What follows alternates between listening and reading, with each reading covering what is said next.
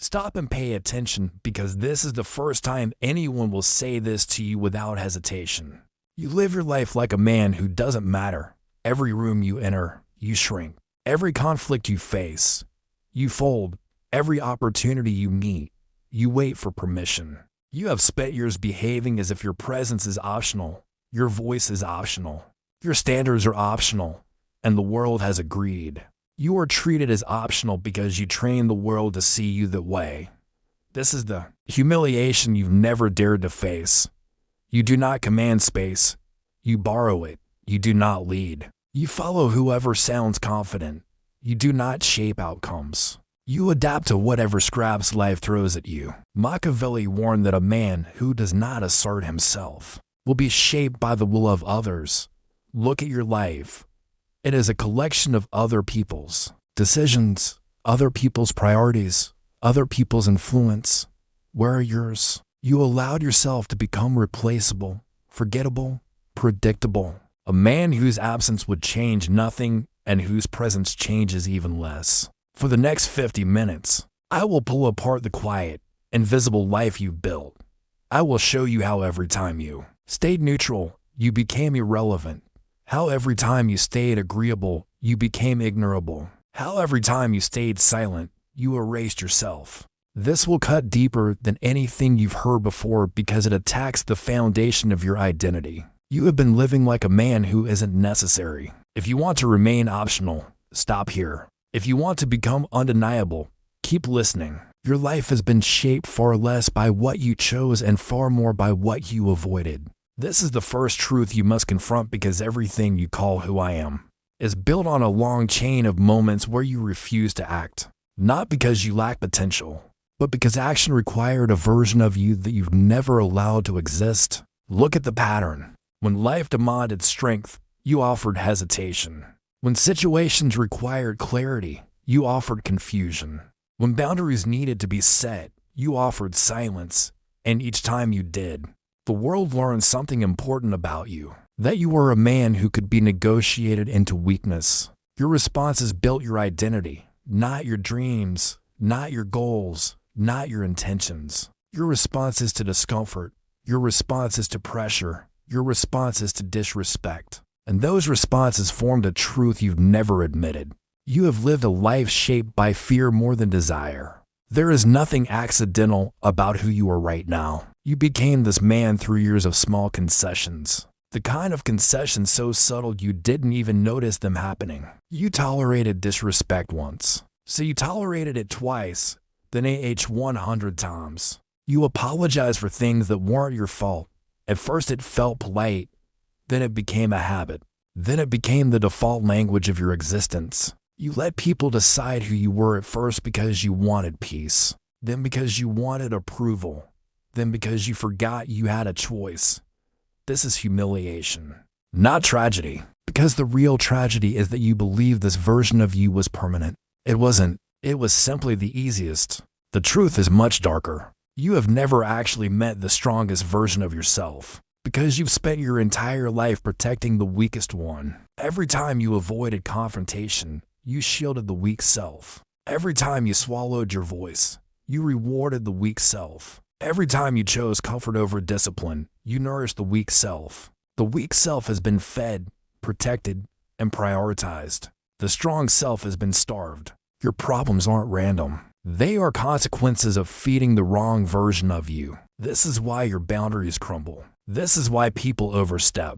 This is why you live with a constant sense of being less than you could be. It is not because the world is unfair. It is because you have never forced yourself to evolve. Machiavelli wrote that a man who cannot master himself is a man destined to be mastered by others. Your life reflects that perfectly. Your environment dictates your mood. Other people dictate your worth. Your fear dictates your decisions. You call it personality. It's not. It's conditioning. Conditioning that has turned you into a man who can navigate the world but cannot shape it. A man who can endure anything but cannot command anything. A man who has talent but no spine behind it. And here is the part that cuts the deepest. Your life has not been ruined by catastrophic events. It has been ruined by the thousands of small moments where you chose not to choose. Moments where you had a chance to claim space, but you surrendered it. Moments where you had a chance to speak, but you stayed quiet. Moments where you had a chance to leave, but you stayed. Moments where you had a chance to demand more, but you accepted less. These moments didn't break you. They shaped you. They formed the man you are now. A man who looks capable on the outside but collapses internally at the slightest pressure. Yet even now, even after all this time, there is something inside you that knows this isn't who you were meant to be. You feel the tension every day. The battle between who you are and who you could have been. That tension is not depression. It is not confusion. It is not lack of direction. It is the voice of the stronger self, the one you've ignored, suppressed, buried. Fear did not appear in your life by accident. It was installed into you, piece by piece, long before you had the ability to defend yourself. Nothing shapes a man more violently than the fears he was taught before he ever learned to question them. Your fear is not a personality trait. It is a system engineered, reinforced, rewarded. Look deeper. From childhood, you were praised for compliance, not courage. You weren't encouraged to assert yourself. You were encouraged to obey. Ask yourself, when did you ever see real strength modeled? Consistently. When did you ever learn to face conflict instead of avoiding it? When did anyone teach you that your voice mattered? You weren't taught to be strong. You were taught to be safe. And safety has slowly turned you into a version of yourself that is terrified of its own potential. Every fear you carry today has a history. Fear of judgment. It came from years of being rewarded only when you pleased others. Fear of failure. It came from schools and parents who punish mistakes rather than celebrating effort. Fear of confrontation. It came from a world that conditioned you to believe that saying no makes you difficult, selfish, or ungrateful. Fear of loss. It came from relationships where your worth was measured by what you sacrificed. Fear of being alone. It came from never learning how to stand without someone else's approval holding you up. You think fear sits quietly in the background of your life, but it doesn't. Fear is active. Fear is strategic. Fear is the invisible puppeteer pulling the strings of every decision you make. Look at your patterns. Fear defines what you say. Fear determines what you tolerate. Fear shapes what you pursue or avoid. Fear decides who you allow into your life and who you chase out of it. Fear decides how much of yourself you show and how much you hide. Fear teaches you to shrink when you should expand. You have spent years negotiating with fear as if it were a neutral force. It isn't. Fear is a predator, and you have been its prey for far too long. Machiavelli understood this. A man controlled by fear is not a man. He is a tool. He is shaped by whoever understands his weakness. And make no mistake, people around you can sense your fear. You don't have to announce it. Your body announces it. Your tone announces it. Your reactions announce it. Fear signals vulnerability, and vulnerability invites exploitation. That is why you attract the same kind of people over and over again. Those who drain you, control you, manipulate you, test you, not because you deserve suffering, but because fear radiates from you in ways you cannot perceive. Fear is a language and you've been speaking it fluently.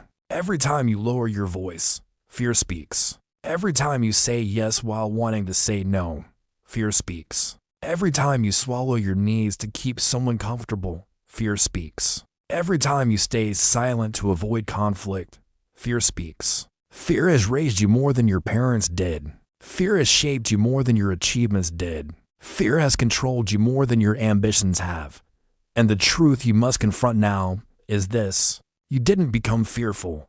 You were trained into it. Society teaches men to be predictable. Fear makes you predictable. Society teaches men to be manageable. Fear makes you manageable. Society teaches men to avoid conflict. Fear makes you avoid it at all costs. A fearful man is easy to influence, easy to silence, and easy to use. That is why the world never taught you courage. Courage produces unpredictable men. Hard to control, hard to manipulate, hard to contain. You were never meant to be courageous, not in the eyes of others. They needed you. Soft, agreeable, non-threatening. Fear wasn't an accident. It was the plan. Your entire life has been quietly shaped by invisible hands that preferred you weak. But what happens when a fearful man finally sees the architecture of his own captivity? What happens when he recognizes that fear wasn't born inside him? It was placed inside him. What happens when he realizes that every person who benefited from his obedience still depends on him remaining afraid? What happens is simple. He begins to rebel. But rebellion starts with destruction. The destruction of the identity fear built. Every man believes he is his own master until he finally examines the forces that have been steering him all along. You may think your life is the result of your choices, but the truth is far colder. Someone else has been choosing for you. Not one person, but a network of influences, expectations, pressures, and manipulations that have shaped you from every angle.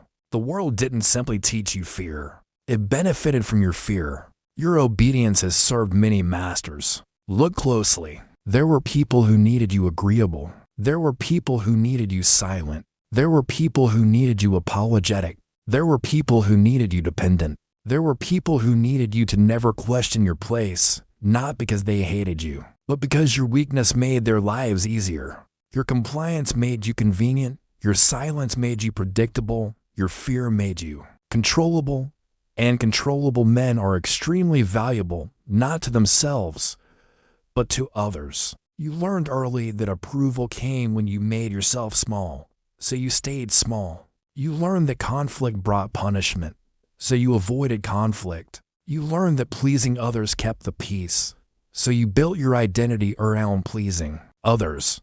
While you were busy trying to survive, others were busy shaping you into something useful to them. Consider this. There are people who treat you kindly because your weakness benefits them. You're an easy listener. You're an easy forgiver. You're an easy source of emotional labor, time, and empathy. You've been providing value without demanding anything in return, and people have been quietly consuming you like a resource. Look at any dynamic in your life where you feel drained. You will find someone who profits from your passivity. Perhaps it was a parent who relied on your silence. Perhaps it was a partner who relied on your emotional sacrifice. Perhaps it was a friend who relied on your inability to say no. Perhaps it was coworkers who relied on your unwillingness to confront disrespect. Weakness is not neutral. Weakness creates winners and losers. And you have never been on the winning side of that equation. Machiavelli understood something essential. Most people are not evil. They are strategic, and a weak man invites strategy against him. When someone senses your inability to defend your boundaries, they naturally test how far you will bend. When someone senses your desire for approval, they withhold it to control you. When someone senses your fear of confrontation, they push harder to get what they want. You think people are complicated. They're not. They respond to incentives. And your weakness has been an incentive for others to take advantage of you. Even the systems you grew up in benefited from your obedience. Schools want quiet boys who follow rules, not confident ones who question them. Workplaces want replaceable men who don't demand respect, not powerful individuals who disrupt hierarchies. Society wants docile men who feel guilty for wanting more, not strategic thinkers who cannot be manipulated. You were not raised to be powerful. You were raised to be programmable. And the most disturbing part is this. You didn't even notice it happening. You normalize being overlooked. You normalize being dismissed. You normalize being used. You normalize being the backup plan, the emotional cushion, the disposable supporter. Because no one told you the truth. Every time you choose weakness, someone else gains strength. Every time you give in, someone else takes control. Every time you avoid conflict, someone else writes the rules of your life. This is not accidental. This is structural. There are people who depend on you remaining exactly as you are, soft, uncertain, hesitant, eager to please, terrified of disapproval. If you ever became strong, you would no longer serve their interests. You would no longer be predictable. You would no longer be manageable. And that is why your environment never encouraged your strength. Strength would have to stabilize the arrangement. Strength would have forced others to confront their own dependence on your weakness. You were easier to benefit from as you were. But now that you have begun to see this system, the next truth is even darker. You didn't just serve these invisible masters, you protected them. There is a version of you living inside your mind that you pretend is harmless. You call it insecurity, self-doubt, timidity, shyness. Whatever vocabulary helps you avoid admitting what it really is. A creature you built through every moment of weakness you refuse to confront. This creature governs you more effectively than any enemy ever could. It is not violent, not loud, not dramatic. It rules through subtlety, hesitation, guilt, and fear. Look closely at it. It speaks in your voice, but it does not serve your interests. Its purpose is survival, not growth. Its method is avoidance, not action.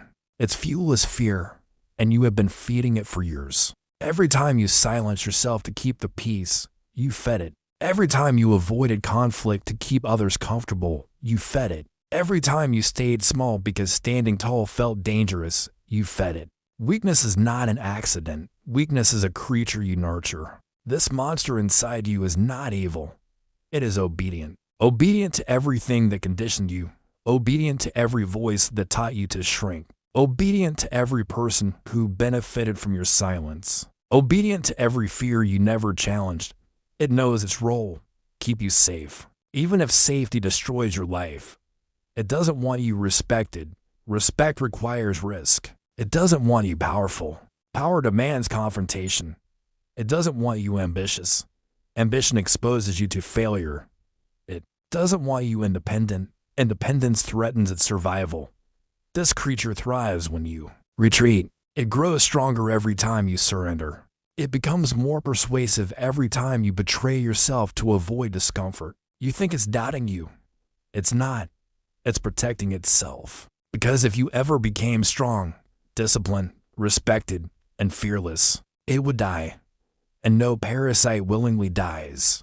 This is why every attempt you've made to change your life has felt like a battle. It wasn't laziness. It wasn't inconsistency. It wasn't lack of motivation. It was a war between the man you want to become and the creature you created to survive the past. The creature remembers everything you fear. It remembers the punishments. It remembers the rejections. It remembers the shame. It remembers the moments when speaking up cost you something. It remembers every sting, every bruise, every humiliation, and it uses those memories as chains. Its logic is simple. Discomfort hurt you once, so never take risks, never confront, never assert, never step beyond what feels safe. This monster is ancient in psychological terms. It was formed before you knew how to challenge it. But now, as an adult, it stands in your way like a guardian that guards nothing except your stagnation. Recognize its tactics. When an opportunity appears, it whispers, "You're not ready." When someone disrespects you, it murmurs, "Stay quiet. Don't make things worse." When a challenge arrives, it insists you might fail. Wait for a better moment. When you try to change, it pleads, "Don't become someone the world might judge." This creature doesn't need to overpower you. It only needs you to hesitate. Because hesitation is the birthplace of weakness. Machiavelli wrote that a threat unchallenged becomes stronger. Your inner monster is the greatest proof of the truth. It has grown powerful not because it is strong, but because you never challenged it. And here is the darkest truth. Your monster has become comfortable. It knows you. It controls your patterns. It anticipates your triggers. It knows exactly how much discomfort it must create to make you back down. It is familiar, and the familiar always feels safer than the unknown. But safety is the death of the man you could become. This part of your life, the version ruled by this creature, is not sustainable, because the longer you let it rule, the more your real self dies underneath it. By now, you must realize something crucial. The world outside never had to defeat you. It only had to keep this monster alive. The next part is darker still because there is a place inside you that is even more terrifying than this creature. A place filled with every abandoned version of yourself that this monster quietly killed. That place is where we go next. There is a place inside you that you rarely visit, a silent, forgotten territory where every version of you that could have existed was buried without ceremony. Not because life defeated you, but because you walked them to the edge yourself and pushed them in. This place is the graveyard of your potential. Every man has one. Most refuse to look at it. You've avoided yours your entire life because you know exactly what you'll find there. The evidence of everything you never became. Imagine walking through it now. The first grave you pass belongs to the ambitions you once had. Ambitions that burned brightly when you were young, when you still believed the world would bend to your will, when you still believed your future was entirely yours. That fire died quietly, not because the dream was impossible, but because comfort whispered louder than hunger. A few steps further, you see a grave marked with every risk you avoided, opportunities that required courage you never practiced, chances that asked for boldness you avoided, moments that demanded action, but you surrendered them to hesitation.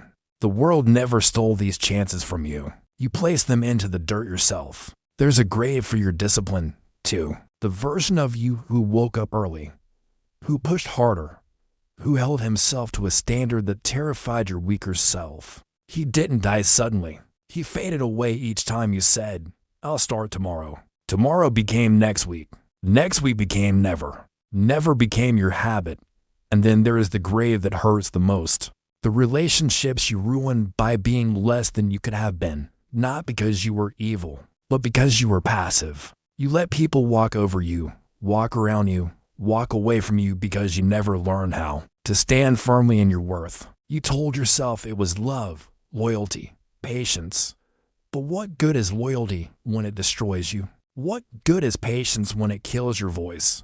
What good is love when it erases your identity? In this graveyard, you'll find the strongest version of you, not dead from failure, but dead from neglect. This is the version who would have spoken with conviction instead of apology, who would have earned respect instead of begging for it, who would have lived boldly instead of cautiously. That man wasn't killed by the world. He was suffocated by your comfort, buried by your hesitation, silenced by your fear. Machiavelli understood the cost of wasted potential. A man who abandons his potential is more dangerous to himself than any enemy could be. Because the enemy outside may harm you, but the enemy inside destroys the future you were meant to live. You feel this destruction every night, not as panic, not as fear, but as a quiet, hollow ache you can never quite name. It's the sound of your potential rotting beneath the weight of the life you settled for. Every time you feel envy toward a stronger man, you're not envying him.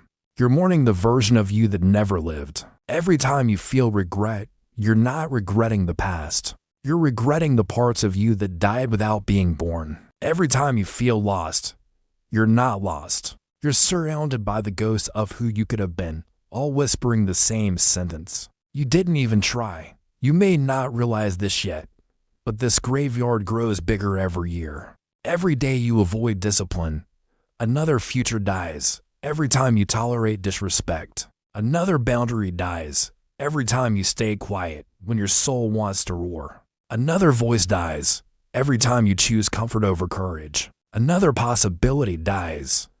This is not poetic. This is forensic. Your life is the crime scene, and you are both the victim and the killer. The tragedy is not that you lack potential. The tragedy is that you kept burying it alive. But here is the part no one tells you. A graveyard is not only a place of death. It is also a place of resurrection. You can resurrect nothing until you admit what you killed. And now you must face something darker still. If your potential is buried, what is sitting on top of its grave feeding on its decay? Comfort is the most dangerous ruler of your life because it never announces itself as a threat. It comes quietly. It feels warm. It feels harmless. It feels earned. And that is exactly how it destroys you. Comfort doesn't break you in dramatic ways. It breaks you slowly, softly, without resistance. It convinces you that easy is normal and hard is unnecessary.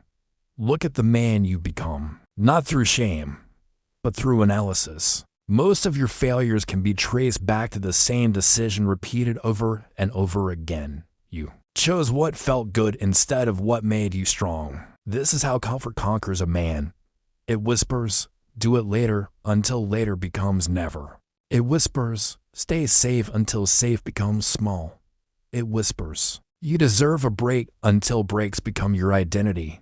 Comfort destroys men quietly because it never demands anything from them. It just waits for them to surrender. And you surrendered more times than you can count. Think about it. How many goals have died because comfort seduced you? How many disciplines collapsed because comfort offered an easier option? How many relationships eroded because comfort told you not to confront the truth? How many dreams weakened because comfort told you that ambition was exhausting? Comfort does not want your success. Comfort wants your dependency. A man addicted to comfort is predictable. Predictable men are easy to control. They rarely defend themselves. They rarely improve. They rarely rise. Comfort shapes your habits. Your habits shape your identity. Your identity shapes your destiny. So when comfort shapes you, your destiny collapses before it begins. Machiavelli wrote that it is better to face hardship early because hardship builds the capacity to rule, and comfort builds the capacity to serve. Look at your life through that lens. Who have you been serving? Certainly not your future self. Certainly not your potential. Certainly not the stronger, disciplined version of you trapped beneath layers of softness. You have been serving comfort. A tired disguised as a friend. Comfort convinces you that discipline is suffering. But have you ever noticed that comfort leaves you miserable? Think of the times you binged distractions, scrolled endlessly, slept in, delayed tasks. In the moment, you felt relief. But afterwards you felt guilt. You felt emptiness. You felt the familiar ache of your own avoidance. Comfort is a temporary pleasure that guarantees long-term regret. Discipline is a temporary discomfort that guarantees long-term strength. But comfort is smart. It knows you will choose relief over effort if the option is always available. It knows you love the illusion of progress without the pain of transformation. It knows your inner monster, the weak one, will choose softness every time. So comfort does not fight you. It lets you destroy yourself with your own choices. Have you noticed something disturbing? Comfort rarely helps you heal. It only helps you hide. It hides your fear beneath distraction. It hides your potential beneath excuses. It hides your ambition beneath procrastination. It hides your discipline beneath tomorrow. Comfort is not the enemy of productivity. It is the enemy of evolution. And the worst part, comfort makes you forget who you could be. It steals your memory of strength. It steals your vision of what your future could look like. It steals your hunger, your fire, your urgency, your edge.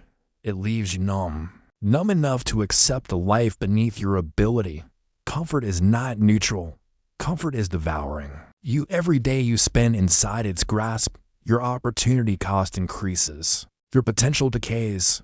Your desire for greatness weakens. Your capacity for discipline erodes. Comfort doesn't just soften your body. It softens your mind. It softens your will. It softens your ambition. By the time you wake up to what it has done, years have passed. People you could have surpassed you.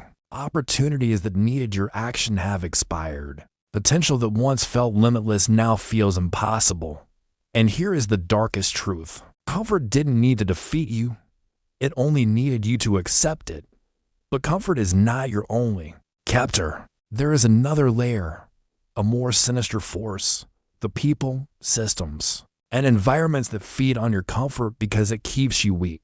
Weakness has never existed in a vacuum. When a man stays small, submissive, agreeable, and uncertain, someone always gains from it. Your weakness has not been meaningless. It has been useful, just not to you. There are people in your life, perhaps even people you care for, who quietly profit from your inability to assert yourself. They won't admit it. They may not even consciously know it, but their comfort depends on your discomfort. Let's make this brutally clear. Every time you avoid conflict, someone else gets their way. Every time you stay silent, someone else's voice dominates the room. Every time you back down, someone else steps forward with ease. Every time you put yourself last, someone gets to be first without earning it. Weak men create strong environments for the wrong people. Look at your relationships. Look at your workplace. Look at your friendships. Look at your family. Dynamics, patterns emerge. There are people who rely on you being predictable. Your predictability keeps them in control. There are people who rely on you never defending yourself. Your silence gives them power. There are people who rely on you staying emotionally available while they stay emotionally unavailable. Your loyalty gives them leverage. There are people who rely on you never choosing yourself. Your self-neglect keeps them comfortable. Many of the people who like you have never met the real you. They only like the version of you that is easy to handle. You have become convenient for them. And convenience is a prison disguised as acceptance. Think about how often you've apologized to keep harmony. How often you've agreed to things you didn't want. How often you've lowered your standards so others wouldn't be uncomfortable. Those weren't acts of kindness. They were acts of self-sacrifice that made others' lives easier at your expense. Machiavelli understood this principle with absolute clarity. People support what benefits them. They suppress what threatens them. Your strength would threaten them. If you suddenly establish bound Aries, those who benefited from your lack of boundaries would panic. If you stopped over-explaining, those who demanded your explanations would lose control. If you said no without guilt, those who relied on your guilt would lose access to a resource they've exploited for years. If you stop carrying emotional burdens that aren't yours, those who dump their problems onto you would be forced to face their own failures. Weakness is a currency others have been spending freely, and you've been financing their comfort with your exhaustion. But here is where it becomes darker. Even the people who love you can unintentionally fear your strength. Why? Because strength changes dynamics. Strength demands respect where there was none. Strength shifts the balance of power. Strength creates independence, and independence threatens dependency. Some people want you strong, but not too strong. Strong enough to help them, not strong enough to leave them. Strong enough to solve their problems, not strong enough to refuse them. Strong enough to endure their behavior, not strong enough to walk away from it.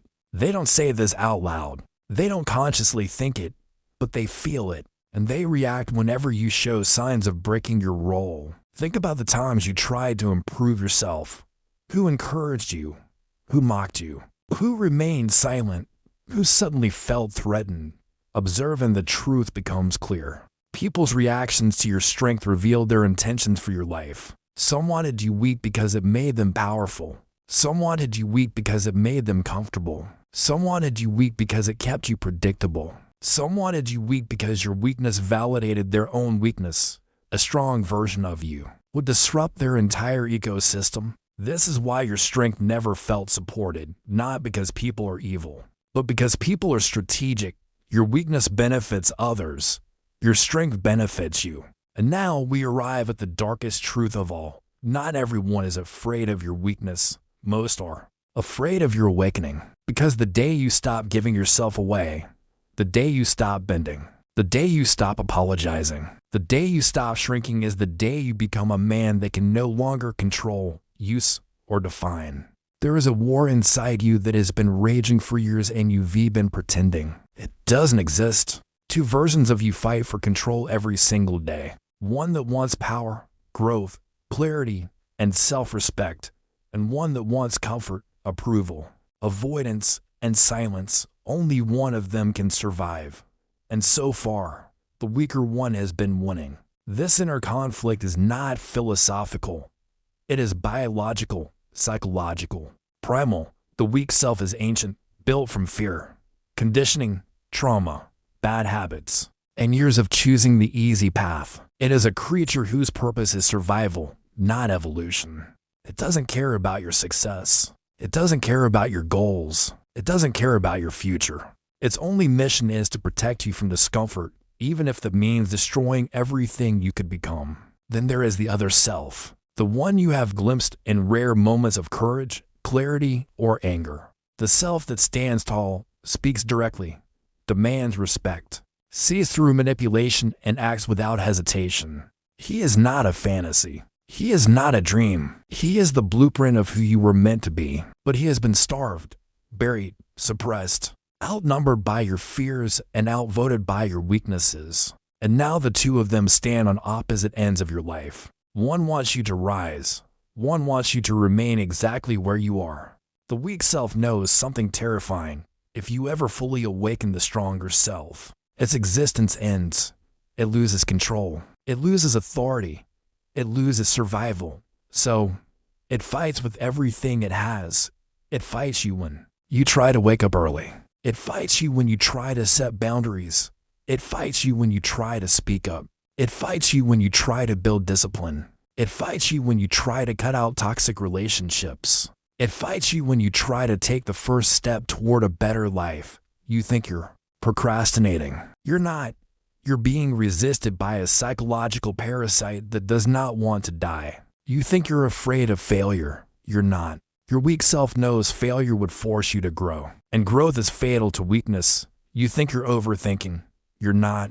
Your weak self is stalling you until opportunity passes because opportunity favors the strong. Understand this clearly. The weak self does not need to defeat the strong self. It only needs to delay him. Delay is its weapon. Distraction is its shield.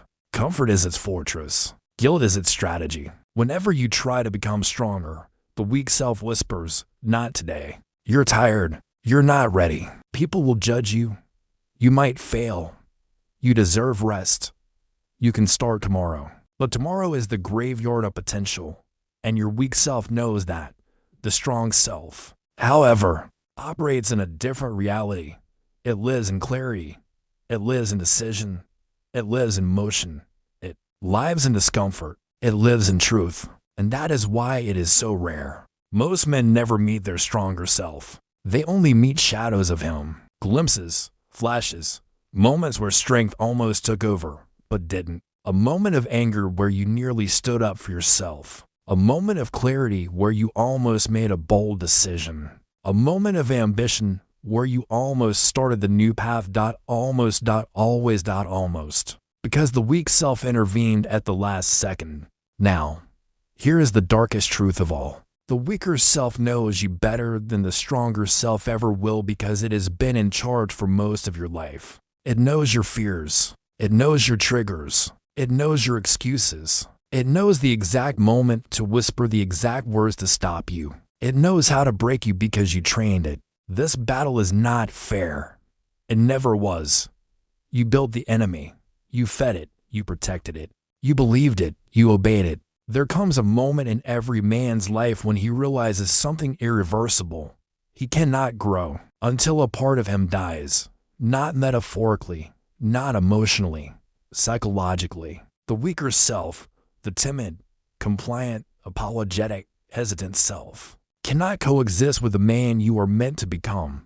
They are not two versions of you. They are two opposing forces, and one must eliminate the other. You've spent years negotiating with your weak self, trying to improve it, discipline it, educate it, but you cannot reform something designed to restrict you. You cannot repair something that was built to break you. You cannot evolve something whose only purpose is to keep you small. That part of you must die. Not gently, not gradually, deliberately. This is the execution of your old identity. Begin by recognizing what the strong self actually is. He is not louder. He is not angrier. He is not reckless or aggressive or emotional. He is disciplined. He is strategic. He is selective. He is unbending in his standards. He is immune to manipulation. He is calm under pressure. He is capable of walking alone without losing himself. He is feared by those who benefit from weakness and respected by those who value strength. This version of you is not fantasy. He is the one you silenced for years because the world told you strength was too much, too intimidating, too selfish, too cold. Understand this. The world does not fear your weakness. It fears your authority. Authority changes dynamics. Authority disrupts comfort. Authority exposes manipulation. Authority forces people to treat you differently. Authority is dangerous, so they train you not to have it. But here, at this point in your transformation, you no longer have the luxury of being harmless. You must be formidable. The strong self is born the moment you stop negotiating with fear, comfort, validation, and the expectations of others. Not when you feel ready, not when life becomes easier, not when circumstances align. He is born the moment you refuse to obey the weak self ever again. The weak self resists death violently. It will whisper excuses with the sweetness of a dying lie. It will play dead and resurrect itself the moment you slip. It will try to deceive you by imitating self-care, rest, patience, realism. But those are just shadows it wears to survive. Kill it anyway. How? Through action that contradicts everything it fears. Wake up earlier than you want to, not for productivity, but to remind the weak self you control the day. Say no when the weak self wants you to say yes, not for rebellion, but to reclaim authority. Walk away from disrespect instantly, not for pride, but for alignment. Speak clearly and briefly, not to be liked, but to be heard. Do the hard task first, not to impress anyone, but to starve the weak self's comfort. Every disciplined act is a bullet, every boundary is a blade. Every moment of confrontation is a blow. Every refusal to collapse is a strike. You don't grow past your weak identity. You destroy it, and once it dies, the world will feel the shift. People who underestimated you will suddenly tread carefully. People who used you will step back. People who never took you seriously will start watching you closely. People who assumed you needed them will quietly panic. Because the moment a man becomes self-governing, he becomes untouchable. And that is the birth of the unstoppable man. The man who thinks clearly. The man who moves strategically. The man who speaks sparingly. The man who walks alone with purpose. The man who is respected without effort. The man whose boundaries feel like walls. The man whose presence changes the atmosphere of every room he enters, not because he tries, because he is. This is not motivation. This is transformation. And now that you've seen the truth, you cannot go back to being blind. The weak self is dead. The grave is sealed. The new identity stands in its place, unshakable, disciplined, and dangerous. If you want more content that cuts through your illusions and forces you to become the strongest version of yourself, you already know what to do. Like the video, subscribe to the channel, and step into the life that your old self never had the courage to.